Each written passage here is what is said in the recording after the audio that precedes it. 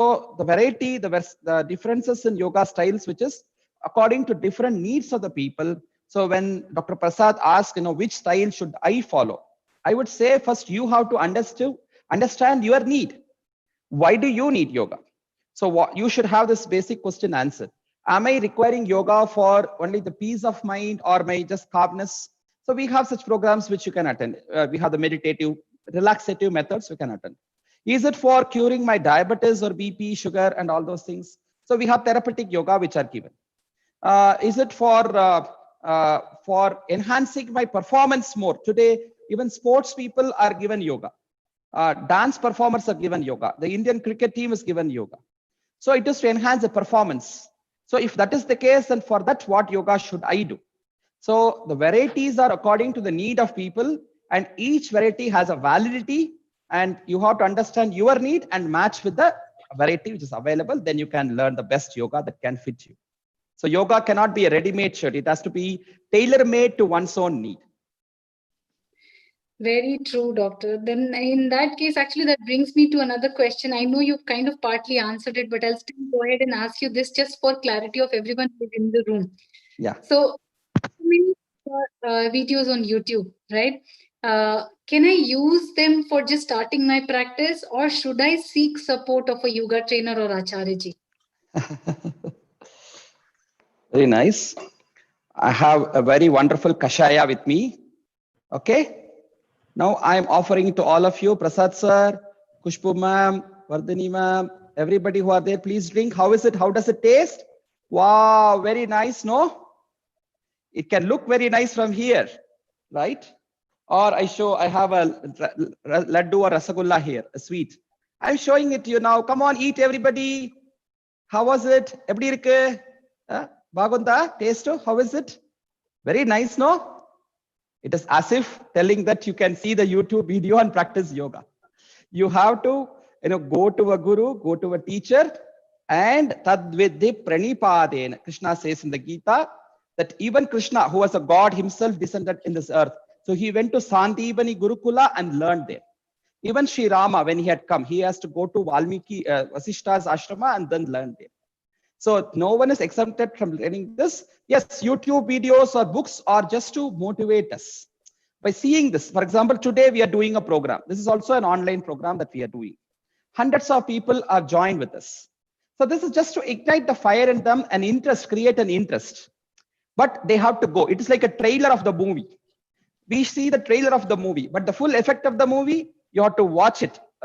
Maybe in the INOX, but it's all not closed.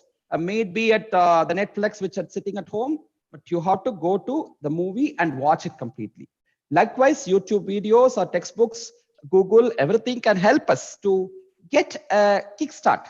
But that cannot be the ultimate solution. Like this cannot be, you are drinking, you have to make and drink it there. So similarly, you have to go to the yoga guru and learn. I will just add one small story to this. I'm sure I'm not taking much of your time. Please. So it so happened, in a house, a newly married daughter-in-law came to the house, and everybody, the mother-in-law, the in-laws, husband, everybody were so curious. The first day, the mother-in-law asked the daughter-in-law, Amma, do you know cooking? Because you are somebody who educated at the US, so I'm sure you don't know cooking. So I will teach you cooking. You can learn from me. Then the daughter-in-law said, no, Ate, I know cooking. I can do it. Is it? How do you know? No, I have the YouTube videos of, Shekhar Kapoor or Mallika Badrinath in Tamil Nadu and C. Kahi Chandru in Karnataka. All their YouTube videos are available. I can look into that and prepare. So the daughter-in-law went into the kitchen and then she took her laptop and switched on the YouTube. And then Mallika Badrinath comes there. She says, put the frying pan on the stove. She put some oil. She has put some mustard seeds and the seasoning seeds, everything she has put. And then put some dry leaves, the curry leaves, everything. Put the rasam powder, pour some water, pour some salt, and nicely stir. So she prepared the rasam. And she said, Ate, I have prepared the rasam. Please come and taste it. And Ate, Mama, and all the in-laws of the family, everybody sipped the rasam. Everybody spilled it. What happened? And I had prepared very well, meticulously according to the YouTube. Then the Ate asked, did you put this much salt, this much oil, this much rasam powder, this much tomato, this much tamarind, this much, everything was perfect. Yeah, I did everything according to what you are saying, Ate. What you say and what Mallika Badrinath say is the same. Then the Ate asked, the mother-in-law asked, did you switch on the stove? Oh, that was not told in the YouTube video. Then the Ate, the mother-in-law says, oh, you will not have Mallika Badrinath to say this, only Mamiyar, only Ate can say this, only the mother-in-law can say this. So YouTube videos can show you very fascinating things. We can get interested. But what if you get injured by doing this asana? What you get, somewhere some problem. Yoga is not about physical alone. How you attune your mind, how you put your mind there, how you do the breathing, how you do the drishti, so your drishti, the vision, the mind, the breathing, and the posture, everything is so important, and that only a guru can give. Therefore, we need to go physically and learn. Okay, now there is a Abat Kala. We have the lockdown. We are not able to go to the yoga schools or studios and learn. So time being, as a temporary thing, something is better than nothing. So we are supporting online programs. But this is not going to be a permanent thing. You need to go to a master and then learn. That is the best. Thank you so much, Guruji. That is so true. Otherwise, we can do our own things and, like you said, injure ourselves. And in a time like this, when if we get injured, then that's a bigger problem to handle. Yes. I can see you already looking at me so many times. I think you have a next question. So I will hand it over to you.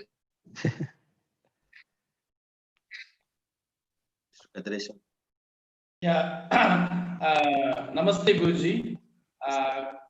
Can we eat before and immediately after the yoga practice? See, when we say yoga, yoga is not only the particular practice that you do. Yoga is a vast tattva, a philosophy, a concept. I would rather say the whole life is yoga, as Sri Aurobindo says. That way, it is not, your question you are asking, how should I eat before or after yoga and all you're asking. According to Sri Krishna, eating is also yoga. In one of my poems I've written, eating right is also yoga. Food is God, says the Veda. Food is God, says the Veda. Eating wrong can cause you roga. And eating rice is also yoga. So the way of right eating is also yoga. In Bhagavad Gita, Krishna says what yoga is. He's giving a definition of yoga. He says, Yogo bhavati dukkha. Yoga can solve your problems. How? When not only you do some asanas, no, but when you follow the right eating. So yukta hara viharasya, yukta cheshtasya karmasuhu, yukta swapna avabodhasya, yogo bhavati dukkha. He says, yukta hara, the right way of eating, the moderate eating, that is important. You should know what food to eat and when to eat, how much to eat, and how should you not eat. So knowing this science of eating even food, and then when you eat, then eating food is also yoga. And when should you eat? When you feel hungry. Don't get constrained to time. Now we are conditioned to time. 8 o'clock morning breakfast, 1 o'clock lunch, or night 9 o'clock, 8 o'clock is the dinner. So we are putting ourselves to these time constraints. So yoga tells you, in Tamil also, many of you are from Coimbatore, Tamil Nadu. I think it's Tiruvalluvar, or I'm sorry, not Tiruvalluvar, Tirumular or Avayyar, I don't remember, who says, Pasittu pusittidal vendum. You eat when you are hungry. Pasittu pusittidal vendum. So that is important. So accordingly, so food is an inseparable part of yoga itself. So a very important part of life also. So eating food, and then how do you sleep? Yukta swapna avabodhasya. So the way you sleep, everything is part of yoga, yoga nidra and all what we say. So now coming to particular, the yoga abhyasa. If you ask, that's a one problem. Now everybody generalize yoga. When you say yoga, yoga means asana or practice. No, yoga is that whole concept. It's a vast ocean in which maybe few waves are the asanas. So considering the asana practice, if you ask the asana abhyasa, yes, you have the condition that at least, you should have, actually it's best to do yoga only in the morning time. Nowadays, we have made our own kind of Anukula Siddhanta. that whenever we want to do in yoga schools like this, people come and ask me sometimes, do you have a batch of 9 o'clock? I say 9 a.m. No, 9 p.m. because they come back from office only at 8:30, 8:45 p.m. and they want to enter the yoga class and do it. That's absolutely wrong. The abhyasa of yoga should be done, either in the Brahmi Muhurta, which starts from 4 a.m. Okay, and then the Sandhya Muhurta, which is the sunrise, which is 6 a.m. to 8, at the most up to 8. So when you have the sun's rays of the sattvic rays of the sun called Go Kirana. So morning 4 a.m. to 8 a.m. is one span of time when you can do yoga. So at that time, your stomach should be empty. At most nowadays, for elder senior citizens, they can't wait without taking a kashaya or a green tea or something, a herbal drink. So at least 1 hour of gap that you should give minimum. But after heavy food, you cannot do 2 asanas you are recommended to do. One is Vajrasana, of course. After a heavy meal, if there is an asana you can do is Vajrasana, sitting on the knee, and that can promote your digestion better. And another asana is relaxant Shavasana. That is a universal favorite asana. And evening, again, you want to do evening from say 5 to 8 again. That period is sattvic rays of the sun, the setting sun. Also, that time you can do. It's a Sandhya Kala. So that time also, after your lunch, you should say at the most you finish your lunch by 1:30, 2 o'clock. Then 3 hours of gap minimum. So evening after 5 you can do. So this is for the abhyasa of asanas. This is the niyama that you have to follow. Otherwise, I would not look at eating food a separate part other than yoga. So eating food, sleeping in the right way, our ahara, vihara, vichara, vyavahara, everything is part of yoga. Oh, and all of us are getting to learn a lot of things this morning. Thank you so much, Guruji. Let me welcome Dr. Raghuram Bhatt, the principal of Sushruta Ayurved College, Bangalore. Thank you so much for joining us, Dr. Bhatt. Let us have the next. Sushruta, Sushruta College is very much part of my, parent organization, our home, Esvyasa. I'm very glad to see that the principal, Sri Raghuraj Bhatt, has come here. And I'm a very close friend of Dr. B.R. Ramkrishna. We all learn together at Esvyasa with Guruji and Dr. Nagratna Didi and all. And always, though he is today the Vice Chancellor, Ramkrishna sir is today the Vice Chancellor of the university, but he consider us as the peers, as friends. And I today consider him as my guru also, because I've learned so much from Ramkrishna sir.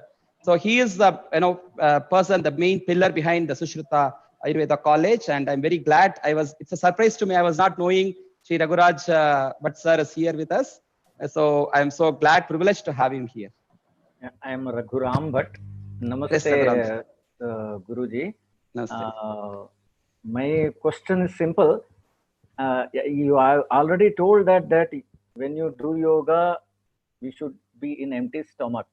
But is it mandatory or preferable? That is the one question.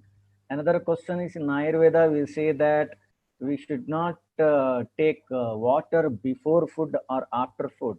We should take water in between food. In the same way, yoga also, is there any restrictions like that, whether we have to take water in before yoga or after yoga, or should not take anything such restrictions? I think actually you are the right person to answer this. Yes, but since you have put it across me, so I will try to answer. So the first thing, as you said, regarding water was the second thing. What was the first thing that you asked, Raghuramji? Yeah, that you have already told that yoga should be done in empty stomach. Correct. Whether it is mandatory or preferable. That's what. Yeah, it is. Today, as I told at the beginning, people are of different needs. So you cannot generalize this also. We have to understand the need of the person, the age of the person, and what is the health condition for which they have come. For example, there can be somebody who is a diabetic, and all those things. So then they have to take also the guidance of their medical consultant, and in case they are following a particular dietitian also. But always it should be a alpahara. It should not be you cannot definitely do yoga after a heavy meal. So it could be, as I told, it could be in the morning, having a simple cup of kashaya and having at least a gap. Straight away to have is not good. Today, unfortunately, what they have made, they have brought something called yoga drinks, yoga bars, chocolate bars and all. They're selling it in the so-called yoga studios also. And absolutely a traditional practitioner of yoga would not prefer taking water along with the practice. As Raghuram sir said, in Ayurveda also they say not to take it before or after, but during the course. But in yoga, it is not preferred in the traditional sense. But suppose somebody, we always, when people come today, people are of different complicated issues that they come. Even at young age, they are so young, you can't generalize. Young people means they are fit, we can't say. They have various health complications which could have been there. So we say that you bring your water also with you in case if face some fatigue, some tiredness. Having a sip of water in between is also not a sinful act, but traditionally speaking, we restrict drinking water in between the practice. In fact, we have certain yogic practices which can which can compensate the need of water at that particular time. For example, I would say we have the Shitali or Shitakari pranayama.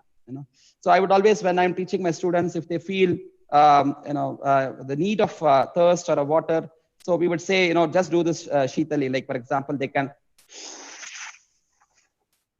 close the mouth and the cool air that you feel passing it to your lungs, and this can, in a way, actually kind of do the quenching of thirst. In fact, in higher sense of yoga, Patanjali talks about samyama, where when you do the samyama, which is to do the dharana, dhyana, samadhi together, trayam ekatra samyama, kantakupe shutpipasaha.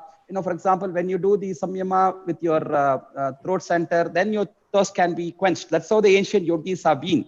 They have been able to be without water for years or days. We are talking of now only 1 hour yoga practice and all. Yoga in the real sense is tapasya. Even in one vrikshasana, people would stay for not just hours together, days together, years together. Or in one padmasana, they would stay for years together and do tapasya until they reach the goal of Atma Sakshatkara. Stop not till the goal is reached, is what, as Swamiji said, that's what the Upanishad says, Prapya Vara Nibodhata.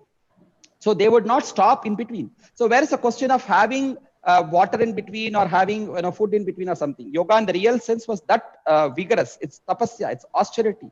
So they would not even have the question of having a thing. In fact, even today we are talking of breathing and all. In the real sense, they would go up to kumbhaka of stopping the breath and doing that.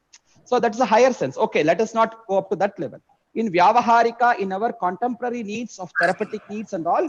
So as I told, first thing is one, we cannot generalize it. It depends on person to person's individual needs. So they have to take the advice from their medical consultants also. And if you are learning from a particular yoga therapist, they should be able to know by the expertise that they have, what they have learned. So they would be knowing how to do this. So we cannot generalize this need of food or water.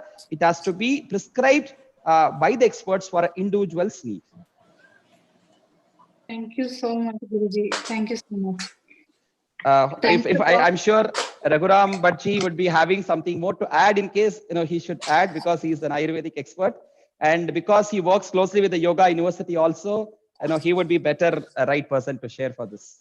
No, thank you. Whatever you have told, the doubt is clear. So everyone will be cleared about that. So it's your session. You can continue. Thank you. Thank you so much. It's nice to see you here, sir. Welcome. Thank you, Dr. Bhatt, for joining us and encouraging us this morning. Thank you so much. Over to you, Dr. Prasad. Yeah, thank you. Today we have another invited guest, Dr. C.H. B.S.K. Sai Kumar. He is a master's in physical education, an MPhil, PhD, and NIS diploma in cricket. He is the secretary and principal for Ramakrishna Mission Vidyalaya, Maruti College of Physical Education, Coimbatore. Wow. I think you are really doing a PhD Viva for me today, Prasad sir. That's Sai Kumar, sir. Yeah. Guruji, namaskar. Namaskar. Very nice to see you also here. It's a surprise for me. I was not expecting that you are also here. Thank you, sir.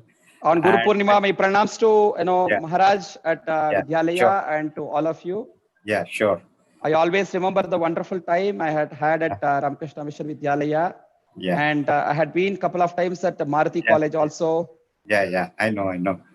And it is very pleasant, Guru Purnima Day, seeing you and hearing you, sir. And we know that yoga is an ocean.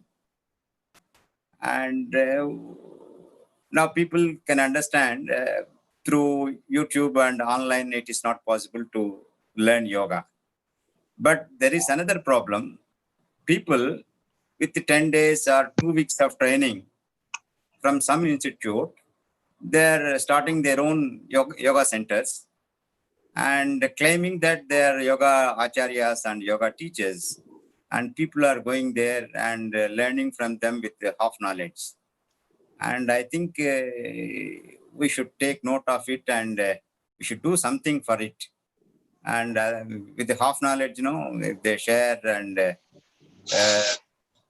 and they should not spoil the people instead of teaching proper yoga. That is one concern I'm having. And another thing, and nowadays, with the very variety of names, they're teaching power yoga, and so many names, they're giving. And people are going behind them and saying that I know yoga, but I don't know power yoga, and they must be thinking power yoga is more powerful yoga. Yeah.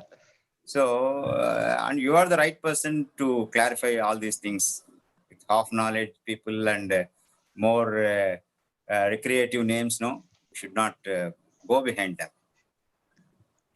Please, very true, very true, very true. In fact, that's irony today. What is happening? So people in those days, for example, Swami Vivekananda would have taken 4 years of vigorous practice directly under his Guru Sri Ramakrishna, and then he had 12 years of practice, self-practice, after which he had gone to teach others. People like us in those days, when we learned at the Gurukula, when we learned at Prashanti, I was there at the university itself for 12 long years, not just to teach there, but to learn from our Guruji, from all the masters who would come. And then when our Guruji gave me the confidence, come on, you go and start to teach. So then when I came out to teach starting center like this and all those things.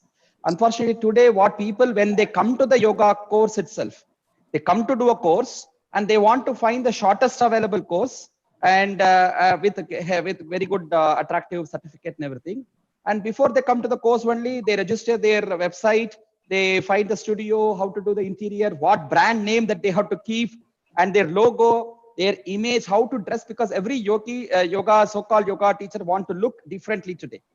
He doesn't want to look like same people, everybody, So they want to dress differently. Somebody wants to have a long beard. Somebody wants to have a,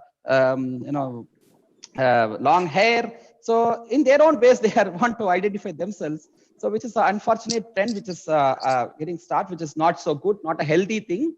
And as you said, there are many new versions of so-called yoga are coming, but they should all remember, if today that they are having these whatever modern versions, it could be the power yoga or bear yoga or nude yoga and whatnot nonsense that they can call hot yoga and all those that they have. It is all that even today you have something. It's because of the pure yoga tradition that has been maintained. It's like the beginning I told, which is Sadashiva Samarambham, Sakshatram Shiva, Sakshatram Krishna, Sakshatram Patanjali, Vedavyasa, Tirumolar, and all these wonderful saints that they have kept the pristine, pure tradition that today, we have such wonderful traditional masters, maybe our Guruji, Dr. H.R. Nagendraji, or Sri Ravi Shankarji, Baba Ramdev, or Sadguru Jaki Vasdev, or we have Paranjoti Mahan and Vedadri Maharshi in our own Tamil Nadu. And so many gurus who are currently living, following the traditional yoga, and the divine trio of Ramakrishna, Vivekananda, Sharada Devi. All of them have brought us this in the same pure way they are given. So it's our duty as the next generation to take the purity of yoga, the traditional yoga, and give it to the next generation. Yes, there can be modern methods of teaching. The methodology, the pedagogy, of taking the same old concepts, putting it in a new, easy method. I also sometimes adapt it depending upon the people to whom we teach. BKS Iyengar, for example, Guruji BKS Iyengar introduced the props in doing yoga. Using the chair or the belt or the bricks or the blankets, he brought an easy way of doing yoga. But he didn't change the format of yoga. Yoga is the same asana, the same pranayama. But Guruji Iyengarji introduced the wonderful methods of making that simpler.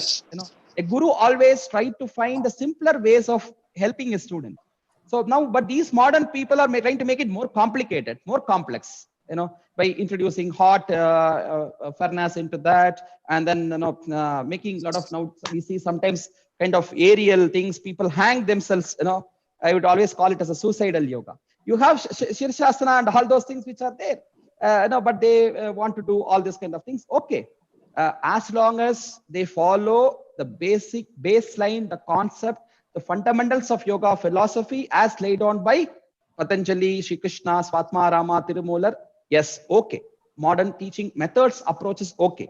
But also they should be put forth to scientific research. That's what, institutes like S. Vyasa, Kaivalyadam, they've all been taking the age-old, even the age-old science of yoga. It is not just simply like that they took. Swami Vivekananda did not accept his Guru Ramakrishna simply like this. He experimented on the Guru. Likewise, we have to experiment these things. Now, unfortunately, what I will tell you, Sir, Sai Prasad sir is from a wonderful institution. He has been connected with various universities also. We keep meeting in various conferences like the Tamil Nadu Sports University and all. So unfortunately, what we are also doing today in many academic bodies, we are doing research on the same old traditions. I think it is not required. We have to stop that because it is tested, it is proven, and it is Sanatana, established thing that yoga, the traditional system of yoga, Surya Namaskara, Pranayama, Mudra, Kriya, Bandha, everything can help in all psychosomatic ailments today, all psychological problems today, and even in such pandemic things like today, what we are facing, as a preventive, as a strengthening immunity building, it is definitely helpful. Yes, we know. But now we need to take scientific research in these modern systems of yoga also.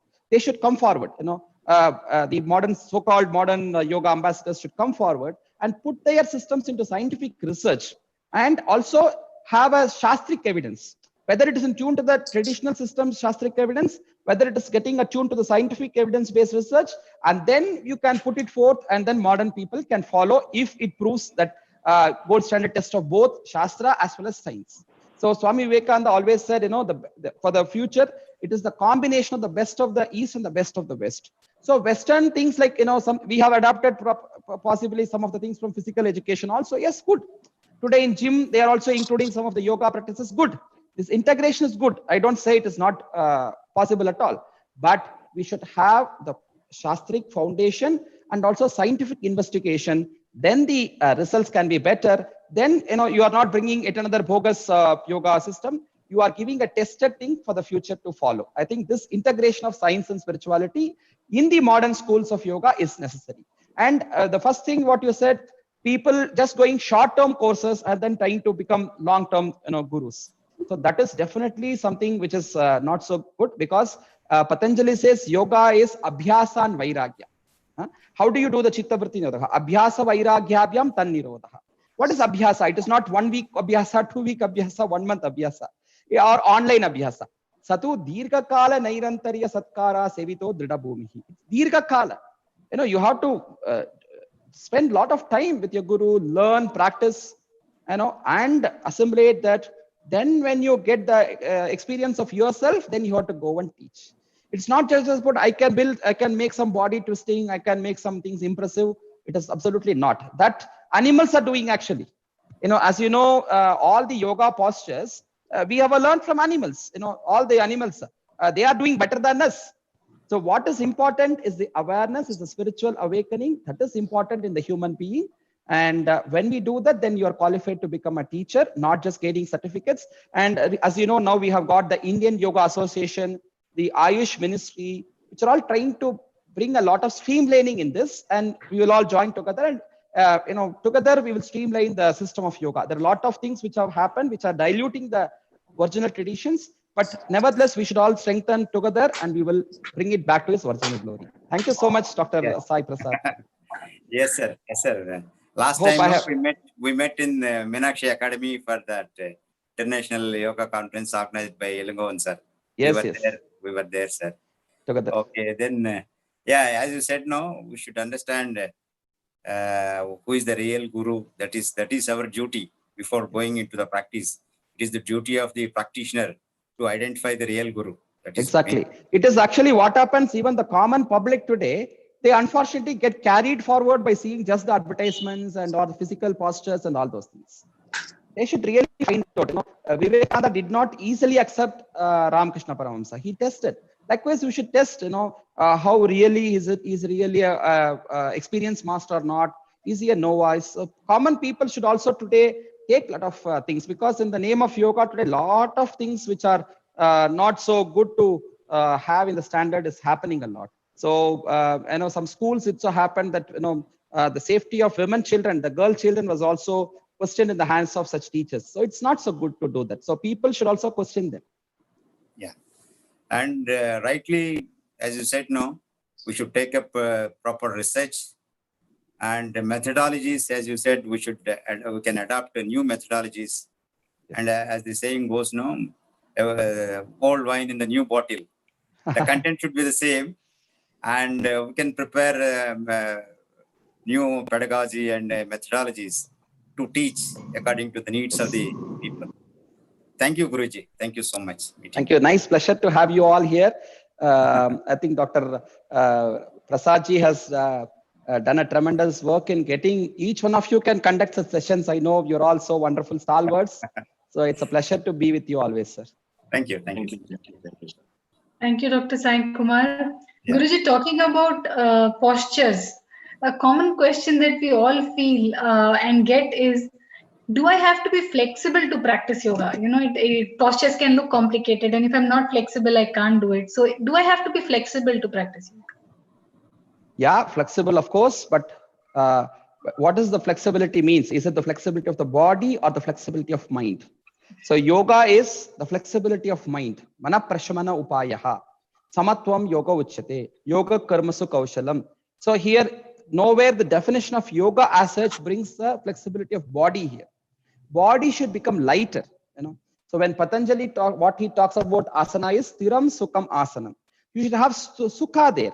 Whatever you do, you should have a kind of ease, but not too much of flexibility, which Patanjali have emphasized. And also in Hatha Yoga Pratipika, if you see, he says vapu krishatvam. Your body should feel lighter. So how does it look externally is not matter, but it should feel lighter, give you a comfort. That is more important. And yes, the asanas can improve your flexibility also eventually. The benefit of asana is it can make your body become strong like a diamond. Vajradabi katorani. Strong like a diamond, hard like a diamond. And also it makes your body flexible like a flower. Mruduni kusumadapi. So when it comes to Krishna's body, that is what it mentions in Srimad Bhagavatam, that Krishna's body is hard like a diamond. So when he goes to fight with Kamsa, Chanura, and all this Mushtika, he did the Malla Yuddha. So his body was, though he was young at that age, he had the robustness of the body which is required, Vajradabi Katorani.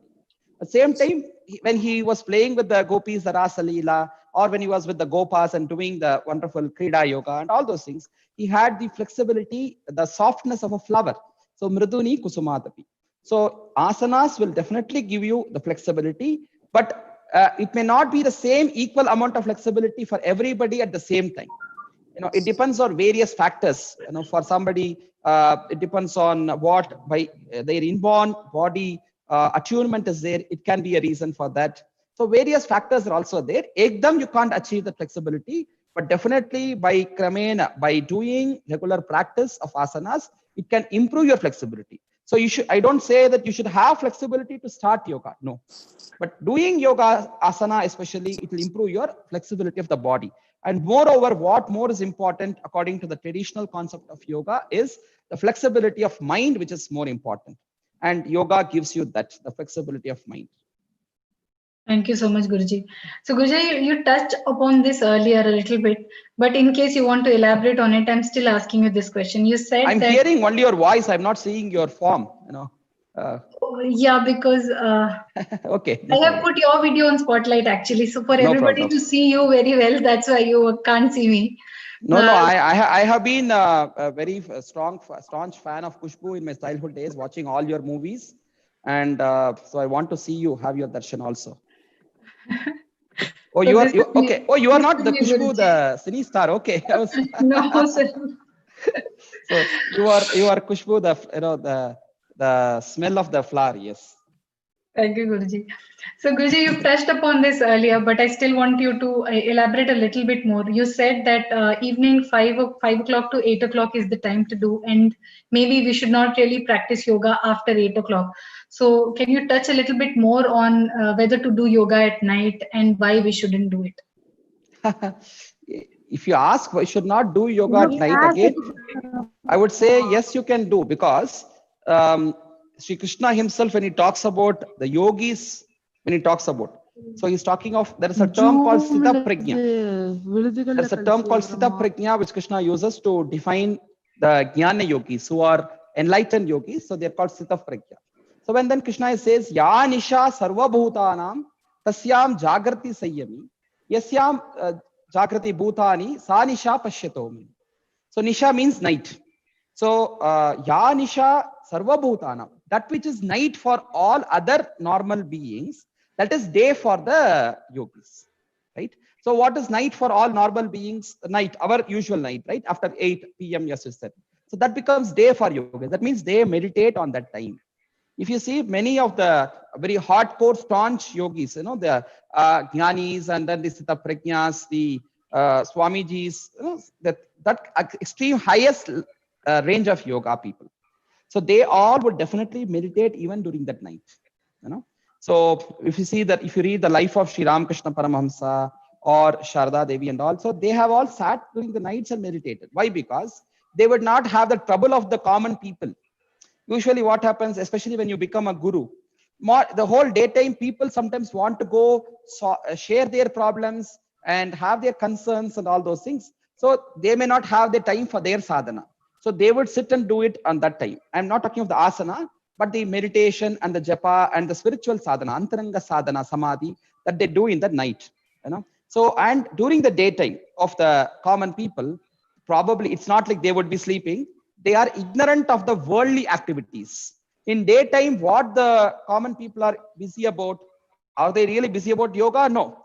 They're busy about their business, career, family, transactions, marketing, shopping, and politics, and movie, and all the Vyavaharika Prapancha, transactional world. And during that transactional world dealing which happens during the daytime, the yogis are in sleep. That means they are in sleep mode, not literally sleeping. They are ignorant of the worldly things. And the common people, they are ignorant of the spiritual things. You know? So that is how Krishna tells that night is something where yogis actually practice. So I'm talking of the higher sense of yogis. So that doesn't mean we have to do it. We as common people, as normal lay people, so we should find out what suits us. You know, so I would actually say that night doesn't suit yoga practice for a common person. There is a biorhythm. You know, it flows with the flow of the sun. Now morning, you know, in fact, we have the ancient tradition of Sandhya Vandanam. That is a beautiful practice of yoga. So in Tamil we say when to do the Sandhya Vandanam. There is a beautiful sutra. Kanamal. Konamal, Kand. Kanamal means without seeing. Konamal means straight, you know, not crossed, straight, Konamal. And Kand, which means to see. So what does it mean? So you should not see the sun in the morning time when you do yoga. So morning when the sun is about to rise, just time about to rise, you know. So that is the time when you don't see the sun, but he is about to come. So that muhurta is when you do the morning yoga abhyasa. Noon, before lunch, actually we do pranayama and arghya and japa, all those we do madhyanika, which is nowadays that has gone out of the practice, you know, because people don't spend time at home, but they go to offices or school, colleges, and so it's very impractical to do it in the madhyana. But at least simple pranayama, at least better to do before you have your lunch. It is very good. So that should be konamal, which means sun should be exactly on top of your head, which is like midday, 12 noon.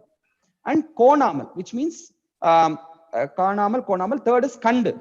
You should see him in the west in the evening. The setting sun.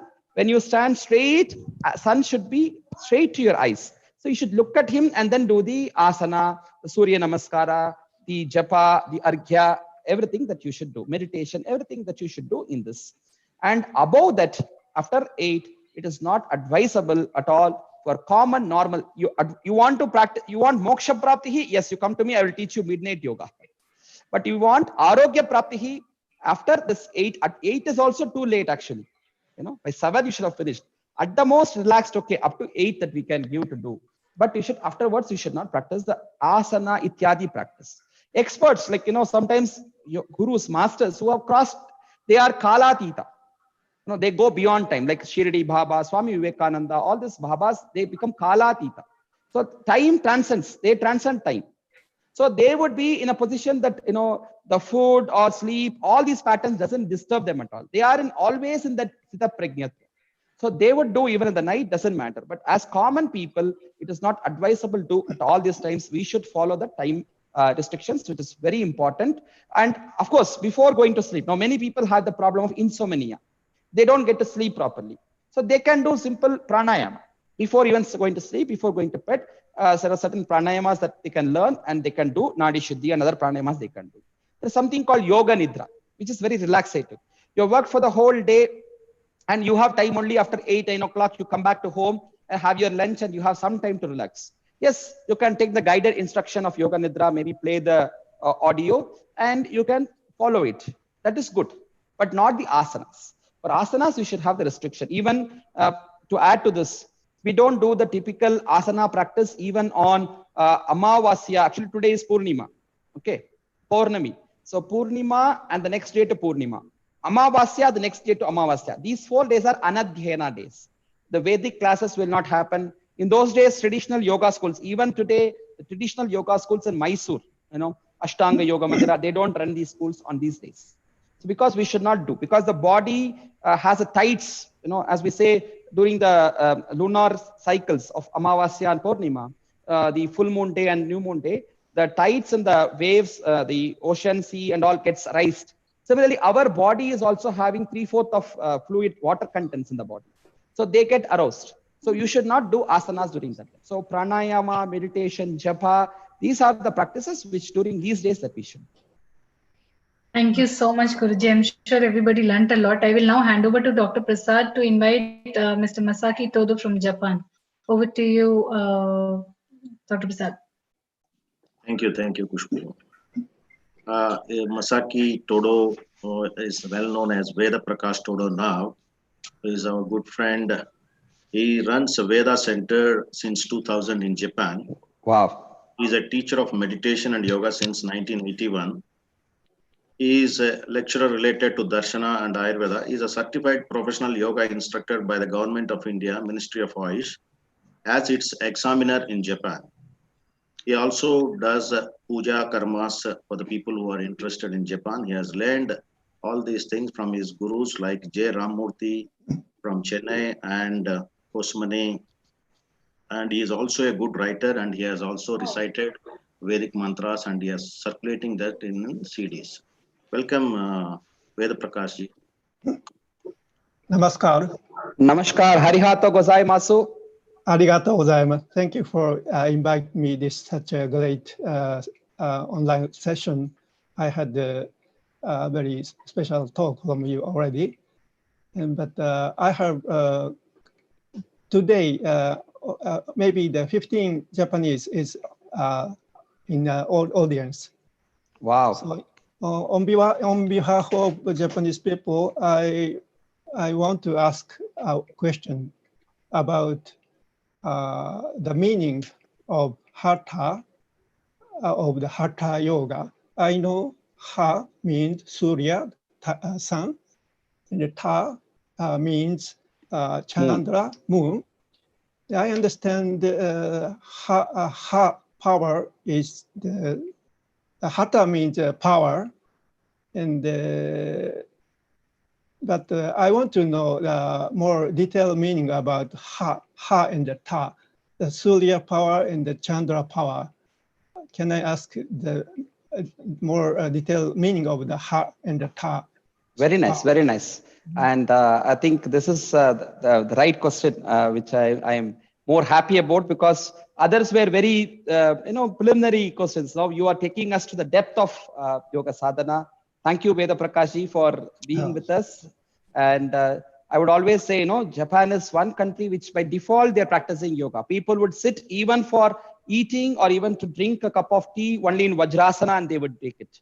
So yoga is very much part of their life, and that is where perhaps we see in Japan people living long time. We see very easily people crossing hundreds, because I think the slow breathing culture that they follow, and then the wonderful asanas which are incorporated with their various life activities like eating food to prayers. Everywhere yoga is involved, even other ways their native tradition have.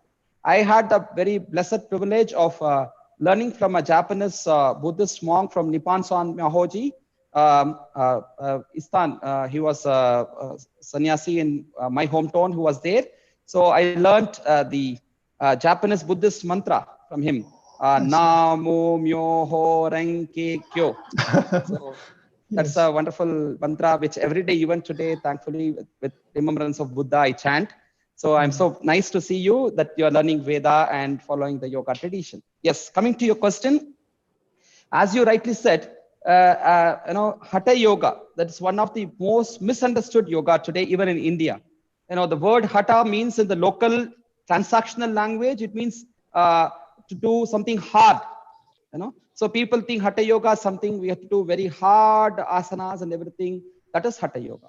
But actually, as you rightly said, the Hakara, it represents the Surya Shakti, and Takara here is the Chandra Shakti.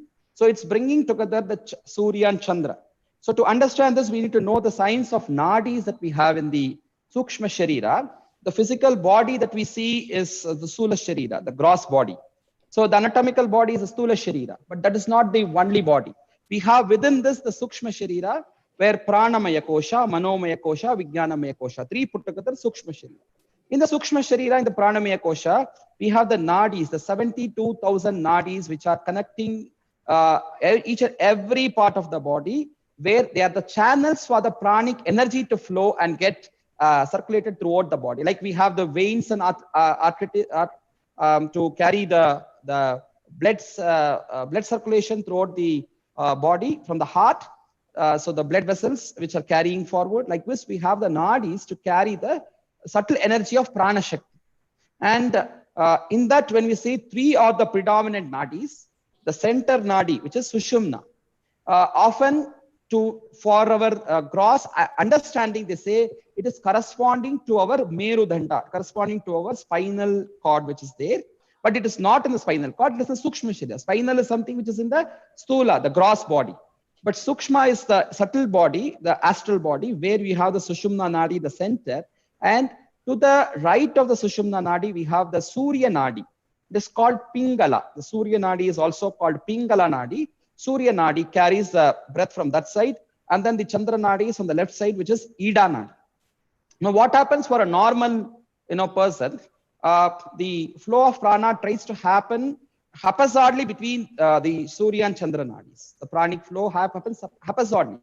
So when you regulate properly through certain pranayama techniques, for example, when we do the Surya Anulom Viloma practice or the Surya Bhedana practice, all these are wonderful pranayama. When you do, it makes the prana to flow properly, actively through the right nadi, the Surya Nadi. Similarly, Chandra Anulom Viloma or the Chandra Bhedana pranayama, we have various techniques which will make the pranic flow to happen through the left, the Ida Nadi or the Chandra Nadi. And also, there is a connection between these nadis and our brain. The left side nadi, the Chandra Nadi, is connected to the right brain, and then the right nostril, the Surya Nadi, is connected to the left brain. So usually we see sometimes in common people, there is an imbalance of these brains. That means suppose somebody is too much analytical in nature, somebody is too creative and artistic in nature. We need to have a proper balance. Education is to bring this balance. Yoga is samatvam, yoga uchyate. So how do we bring this balance of both? By actively making the breath to flow. Breath is again a gross aspect. By taking the breath, the shwasa, and going deep inward, by making the pranic shakti to flow properly in the Surya Nadi and Chandra Nadi in a uniform way initially. And ultimately, by the advanced practice of Hatha Yoga, we have to make the prana to flow through the Sushumna. It is neither Surya or Chandra. Initially, for common, for the transactional world, for us to lead the family, for us to lead the business and everything. It could be the predominantly either the right or left according to one's own need. But it can vary according to the spiritual energy which is required. So in spirituality, it is not to be in the right or left, but to make the balance of right and left. So we do the Nadi Shuddhi and make it flow through the central Nadi of Sushumna. So Hatha Yoga's ultimate aim is to balance the Surya Nadi and Chandra Nadi and make it flow through the Sushumna Nadi, which is the central Nadi. So through this, we can achieve the ultimate state of Nadhanusandhana and all, which can take us to the Samadhi of Patanjali also. So Hatha Yoga is a kind of a preparation for Raja Yoga. Raja Yoga is that which, the Ashtanga Yoga as spoken by Patanjali, as it is given in the Vedas also. And Hatha Yoga is a preparatory step. In the very first shloka of Hatha Yoga, Pratipika, Swatmarama says, this Arodumicho Ratirohiniva, somebody who wants to go high in the Raja Yoga. Viprachate pro Nataraja Yogam, Arodumicho Atirohiniva. So one who wants to go into the higher state of Raja Yoga, this Hatha Yoga prepares them because it has the wonderful balance of the body through the asanas. Asana is the first anga of Hatha Yoga. And then we have the cleansing techniques of kriyas, the shat kriyas that we have. And then we have the pranayama that we have. And then we have the mudras, the bandhas that we have. With all these, it prepares us for the Nadhanusandhana and Dhyana. And it can take us to the further steps of Patanjali's higher layers of Samadhi also. Oh, thank you. Hope it could satisfy what you wanted, Ji, Vedaprakash Ji. So can I ask more about this? Please.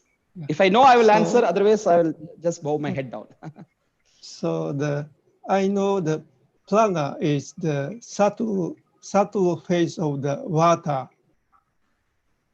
Pardon? Vata. Ayurveda said vata. Yes.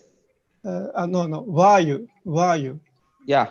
The prana is the subtle phase of the vayu. Yes.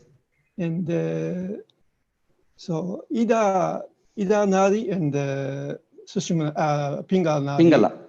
Pingala. So both Nadi for the same prana, quality of the prana is the same, but Nadi is different. Yeah. Prana is same. Prana is it doesn't have any difference in prana. Mm-hmm. Prana is the same, but the channels become different there. Yeah, I see. I don't think in prana, prana is one same kind of qualitative aspect which is there. So we can't have much differences in the prana. Though we have the pancha prana, the prana, apana, udana, samana, vyana, all these are there. But it is the different manifestations of same prana. Energy is one. It can take different forms. So what it is when it's flowing through the Ida or Pingala also, prana basically is one. But of course, it has its characteristics. When it flows to the right side, it has its characteristics of Ushnata. For example, it has the heat aspect. The prana, when it flows through the left nostril, it has the aspect of coolness which it has. That is where when you breathe through the left nostril, it can give the calming effect on your body also. When you do through the right nostril, when you do it, it can give the warmness aspect. It can heat up your body also. So usually for people who want to kind of reduce their weight or something, so right nostril breathing is preferably told. And people who want to gain weight, the left nostril. People who want to reduce their anxiety and calm down, feel the calmness and relaxation. So it is the left nostril. People who want to active their mind, they're already slow, lethargic, in tamas. So to make it rajas, the right nostril. So all these are there. So prana is ultimately the same, but prana's functionality, the functionality varies accordingly. So the same, the Kundalini Shakti also the same as the prana aspect. Yeah, I would say Kundalini is, as you rightly said in the beginning, you said prana is a subtle aspect of the Vayu, right? So Kundalini is further the finer subtle aspect of even prana also. So like the cell is the structural and functional unit of the physical body, the anatomical body. So likewise, Kundalini is that structural and functional unit of our pranic body, the Pranamaya Kosha. So it is there in the Mooladhara, which is there in the dormant stage. So by doing all the spiritual sadhana, the Adhyatmic sadhana, so we try to arouse this Kundalini from the Mooladhara to the Sahasrara, as all of us know. So then that potential energy, the Kundalini is in the form of potential energy in the Mooladhara. As we arouse it through the sadhana by the chakras one by one, it becomes a kinetic energy and goes to the Sahasrara. So Kundalini is certainly the very subtlest of all subtle aspects, which is there in the Mooladhara in the gross form. So we try to make it furthermore sattva, more subtler, and take it to the Sahasrara to make it manifest in the divine sense in the better way. Oh, Guruji, thank you very much. Thank you. It was nice to have you here, and it was a surprise. And recently, the Indian government had also awarded Shikimurai, the Japan Nippon Yoga Society, with the Prime Minister's award. Yes.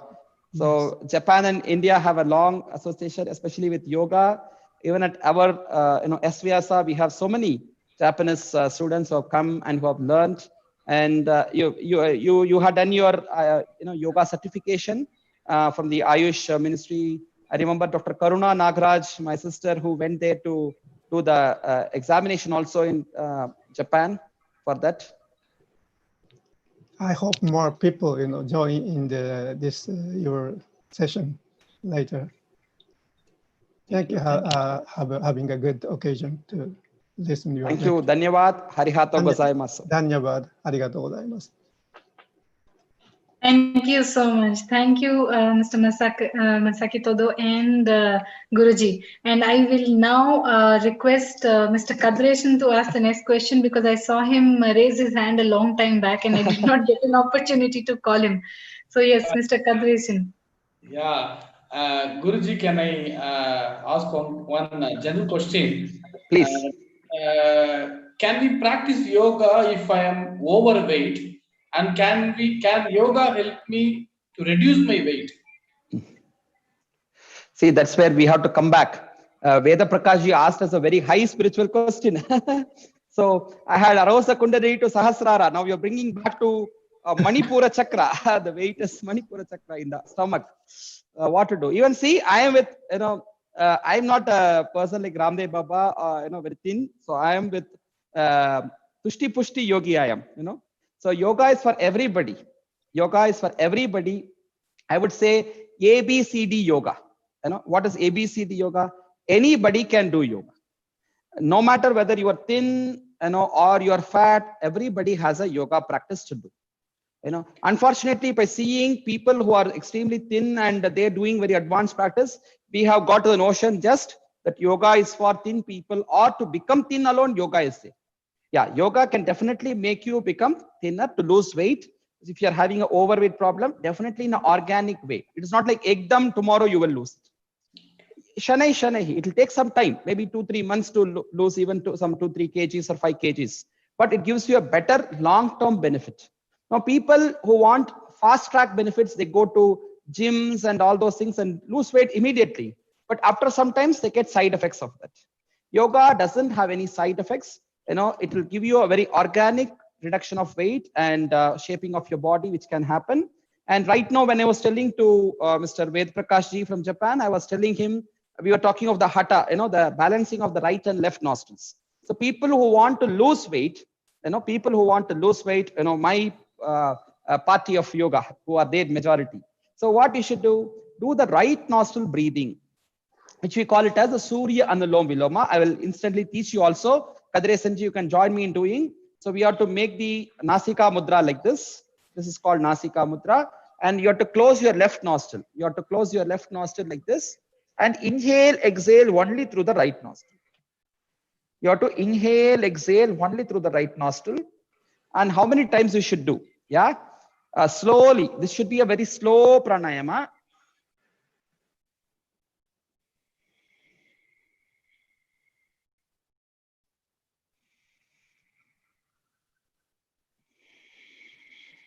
Like this, in a very slow and steady way we should do. how many times? Now, don't put your hand on the stomach and think whether your stomach is reduced or not. It cannot happen instantly. It is not Maggi noodles. It is yoga. It will take time. So 27 rounds in the morning, 27 in the afternoon before lunch, 27 in the evening in the sunset, 27 in the night before going to bed. 27 into 4 is equal to 108. No theatre. Ashtotra Shata. So 108 times this practice for 48 days. One mandala. Okay. So 27 in the morning, 27 in the afternoon, 27 in the evening, 27 in the night before going to bed. So 27 into 4 is 108 times a day. For 48 days, a mandala you do, then substantial reduction of weight would have happened, And the opposite, if somebody wants to gain more weight, they are so thin, so anemic, they want to gain weight. So they should do the left nostril, keep the right nostril closed and inhale and exhale through the left nostril. It's called Chandra Anulom Viloma. The same way, 27 into 4 into 48 days, if they do, they will gain substantial weight also. So this is definitely there. Along with that, we have Surya Namaskara, which is a very organic way of, balancing your body weight and overall rejuvenation of your health, which can happen with Surya Namaskara also. So there are Stula Vyayama. In yoga, we have Sukshma Vyayama, Stula Vyayama. Stula Vyayama or something, the Shitilakarana Vyayama, which makes you to, tone your body, which makes you to, exercise, burn your calories and reduce your weight also. Along with that, of course, diet, as I told, is a very integral part of yoga that will also give you a very good benefit in reduction of weight. Thank you. Thank you. So you're going to, Dr. Kadriasan is going to call me after 48 days and send his photograph, what the difference he has seen. Yeah. We will all try, Guruji. Hopefully, we will all have a better body after that. Thank you so much for sharing. I think you should do the ulta. Kadriasan sir should do the right nostril. You should do the left nostril. Thank you so much, Guruji. Thank you so much. I'm sure it is going to help a lot of people on the call, this useful tip that you gave us today. Thank you. Dr. Prasad, I would like you to get Guruji to tell us something about religion and yoga. Yeah. Yes, Dr. Prasad.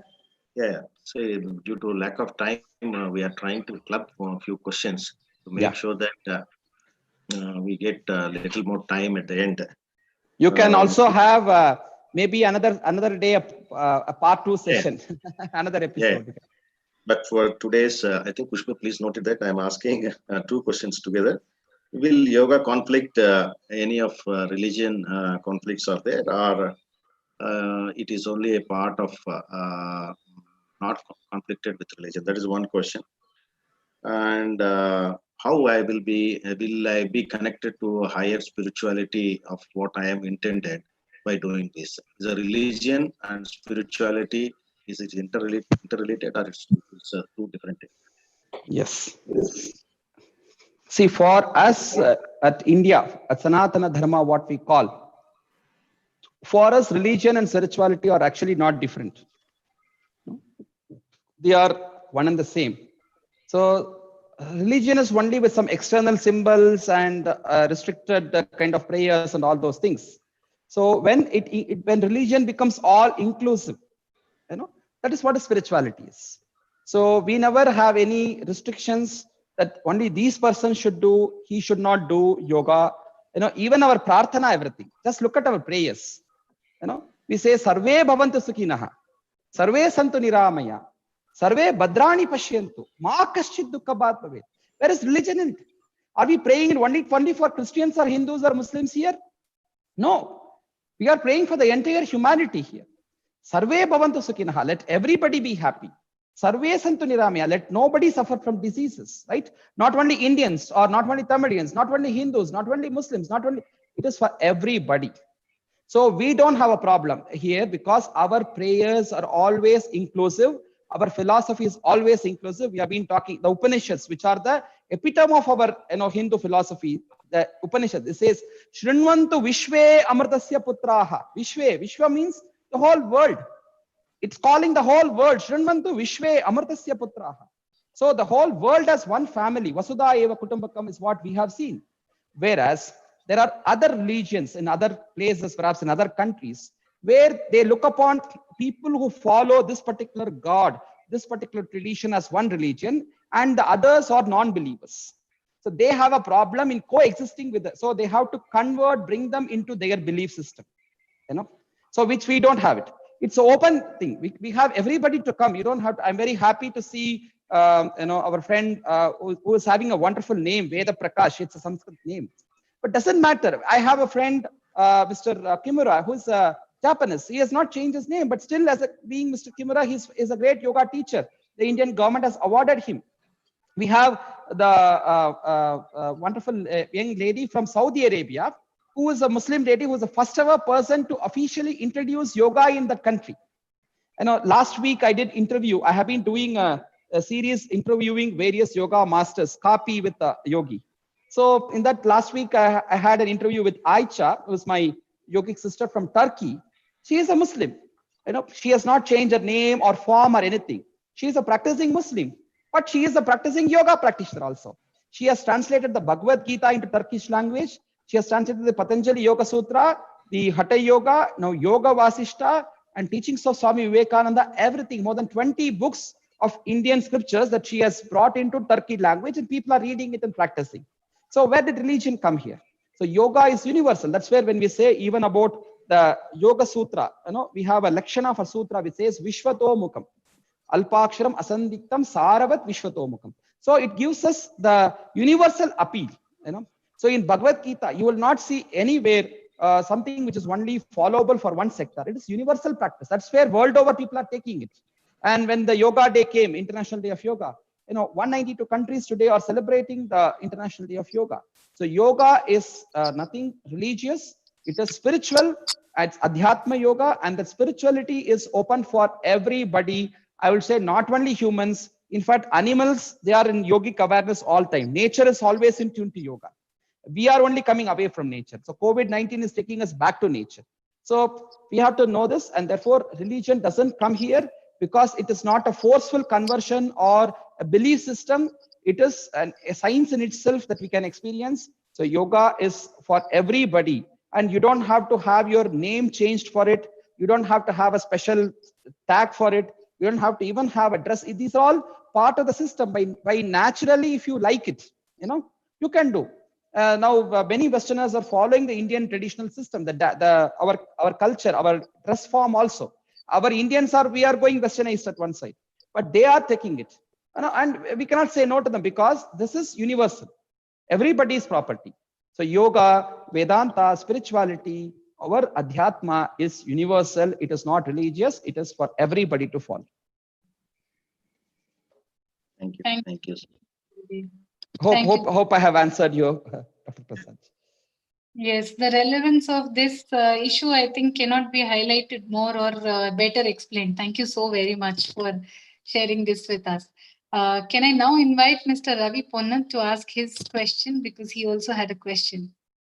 Guruji, my question is, do you have to wear a special dress for doing yoga? I told you, actually it doesn't require, yoga doesn't require you to wear a dress at all. In the ancient system of our yoga, all the yogis who were there, the Himalayan yogis, they were all Digambaras. So, but today, don't do this. There's a very wrong practice of yoga in the West, which is happening, called new yoga and all, which is not so good. In today's societal yoga practice, yes, we need to have a proper dress code, which is important. But initial stage of the Himalayan yogis and all, you see that during Kumbh Mela, you can see the Naga sadhus, who are Digambaras. So it doesn't, for them, the sides of their dress, that is how they are. We had Akkama Devi in Karnataka, who was a women saint, but she was a Digambari. So we have that kind of a tradition also. Or at the most, we have some yogis who have been Kaupina Daris. Kaupina is to have the small Lankoti. Adi Shankaracharya sings Kaupina Vandaha, Kalubhagya Vandaha. So yoga, as the traditional practice of yoga, the dress and everything doesn't come on the way. But in today's context, yes, a lighter dress code, because when you're doing the asana practice or the pranayama, so it should be facilitating the movement of your body. So a lighter dress is very important. For example, because it's a function kind of thing, I am in this kind of a dress code. If it would be a yoga practice, I would be having I wear a traditional dress only. I don't wear the track pant or something, I always wear even the dhoti which I'm having. If you've seen Baba Ramdev and all, we wear the kache out of it, and then that's how we practice. But today you have got very good yoga apparels, the light track pants, t-shirts. Yeah, they are good. You can use that. If you see in Isha Yoga, they wear the traditional outfits, the kurta and the dhoti, and that's very nice. So it depends on person to person how it suits. For example, in India, still we have many ladies who wear sari. They are not comfortable in pant shirt or something to do yoga. I would recommend them that they pin up their sari and then do the asana. So it depends on different person to person. Thank you. Thank you. Thank you, Guruji. Dr. Prasad, I would request you to introduce Mrs. Vardhini Mohan to us, please. Yeah. Vardhini Mohan is my sister. She runs Sri Sai Yoga Kendra in Bangalore. It was nice to hear from her about you, and I was connected to you, Guruji. And she was talking a lot about you, and she shared a lot of videos of you. That's how we felt that we need to know more about yoga through you. Vardhini, can you speak 2 words in this? You didn't introduce her properly. I will introduce her. You didn't introduce her. Vardhini Mohan is a wonderful, inspiring woman yoga teacher. I would say a yogini, and she has been inspiring hundreds of people with the path of yoga, Sai Yoga Kendra in Bangalore. And recently when we had the Women's Day on the March, so we had a Mahila Yoga Mela, and our organization Adhyatma Yoga honored Vardhini Mohan Madam for the yoga empowerment that she's doing for women by giving her the title, the award, Yoga Lakshmi Puraskara. So she is not only sister of Prasad sir, she is my sister also. So we welcome Yoga Lakshmi, Dr. Vardhini Madam here. Thank you, sir. So I'm very pleasure to be here. So you all know about Sukuji. He has a vast knowledge. I think somebody's audio is unmuted. We have a lot of sound disturbance. Yeah. As you all know, he was on the stage talking from past 1.5 hours. So he is a great speaker with multi-languages and great communication skills. His one thing is a very humble person, always helping a hand to upcoming yoga teachers. I saw him a great nature. He's always raising hand for upcoming yoga teachers. And he mingles with each and everyone. Actually, we don't know each other, even none of our friends also, but we connected. That is the power of yoga. Without knowing him, we both are connected. So actually, we are blessed to having such a brother than we believe as a guru. So today, actually, I asked my brother, he's a good person. Why don't you interview with him? Lot of knowledge and great humanity. He's doing a lot of works. So for this reason, today, my brother did this job. So we are all also very humble being part of this program. We are thankful to each and everyone, my brother and all the persons who are in this platform. Thank you so much. I cannot speak like Subbuji. I'm not a great speaker. Yoga doesn't require to speak. It requires to practice. You are a wonderful practitioner. You are a wonderful teacher. I know that. So that is very important. Yes. Sir, let's move on to the question.